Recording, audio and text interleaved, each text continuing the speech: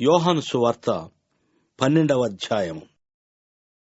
కాబట్టి యేసు తాను మృతులలో నుండి లేపిన లాజరు ఉన్న బేతనియకు పస్కా పండుగకు 6 దినములు ముందుగా వచ్చెను.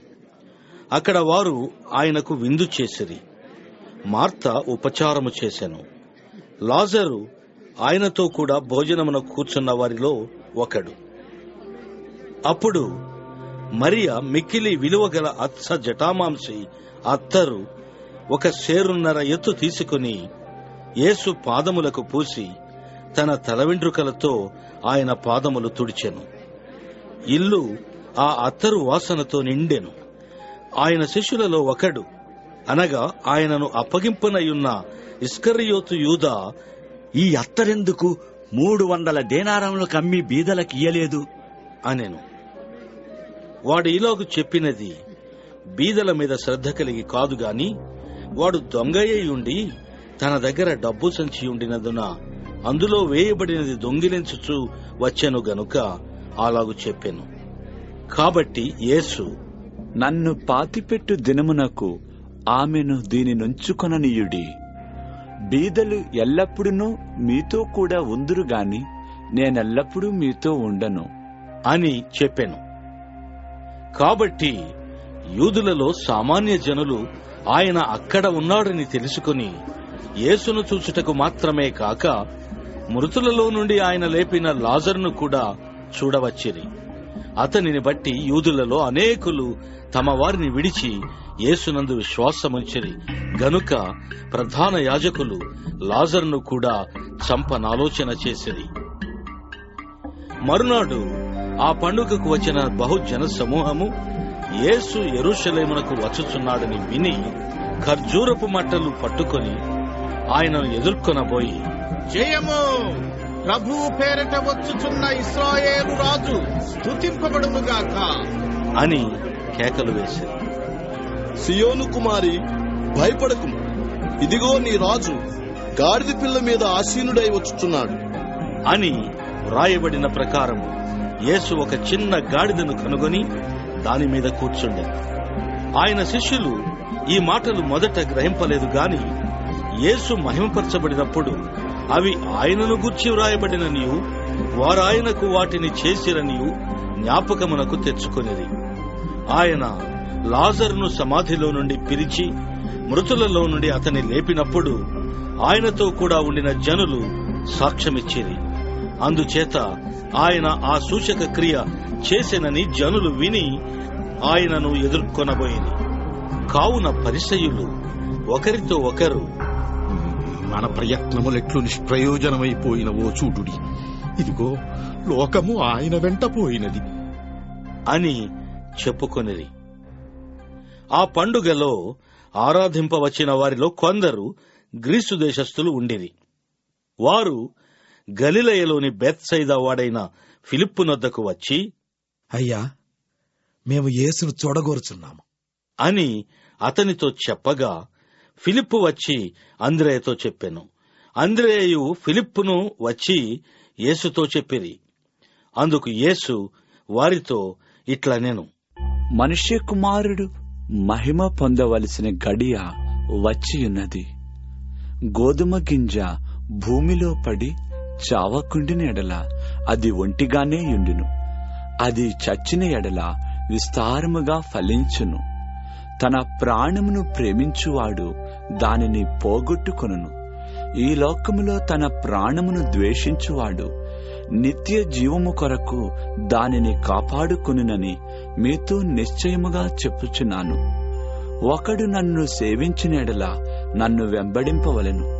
అప్పుడు నేను ఎక్కడ ఉందునో అక్కడ నా సేవకుడునూ ఉండును. ఒకడు నన్ను సేవించిన ఎడల నా తండ్రి అతని ఘనపరచును. ఇప్పుడు నా ప్రాణము కలవరపడుచున్నది. నేనేమందును, తండ్రి, ఈ గడియ తటస్థింపకుండా నన్ను తప్పించుము.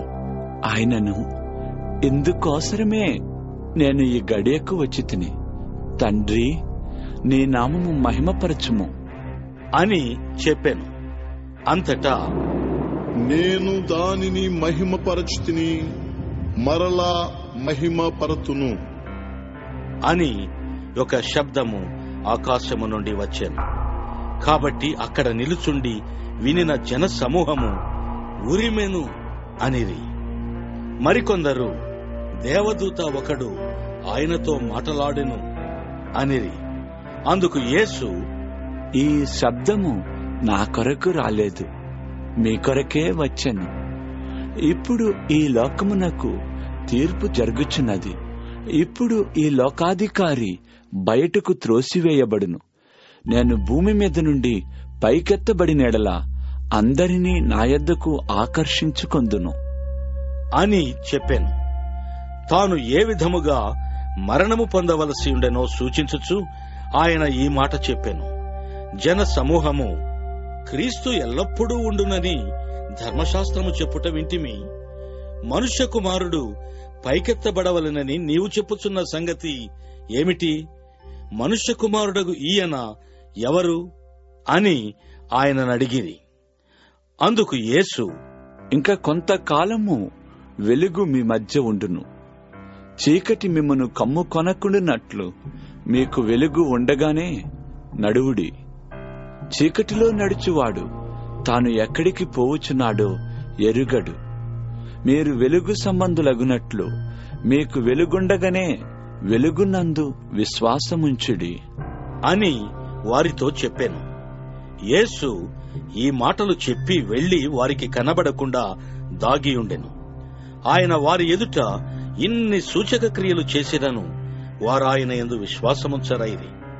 ప్రభువా, మా వర్తమానము నమ్మినవాడెవడు?